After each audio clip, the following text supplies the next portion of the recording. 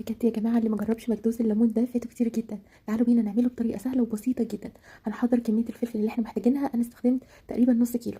هقطعه قطع صغيرة بالشكل ده. فلفل بقى احمر وفلفل اخضر اللي بتفضليه والمتوفر عندك. هحتاج كمان كيلو من الليمون، هحاول اشيل منه البذر على قد ما اقدر واقطعه برده قطع صغيرة بالشكل ده. التتبيلة بقى تحفة وحكاية وبسيطة جدا. هحتاج معلقتين من العصفر ومعلقتين من حبة البركة وكمان معلقة كبيرة من الكمون وزيهم من الكزبرة الجافة ونص كوبايه كده من الجزر وخمس فصوص من الثوم واربع معالق كبيره من الخل وكمان معلقتين كبار من الملح. تمام كده، وحوالي ربع كوبايه من الزيت وهنقلب كويس جدا. الخلطه بقى هنا ريحتها جباره خطيره بجد. هنحطها بقى في البرطمان بتاعنا بالشكل ده. المكدوس ما بيبقاش فيه محلول ملح، يعني هو بيسوي نفسه بنفسه. هحط شويه زيت محترمين من على الوش وكيس عشان يبقى محكم الغلق وهنقفله. بعد 8 ايام او 10 ايام بالكتير تقدري تفتحي عليه. حلو جدا بقى، يتحط بقى مع طبق الفول. كل سنه وانتم طيبين لسحور رمضان او حتى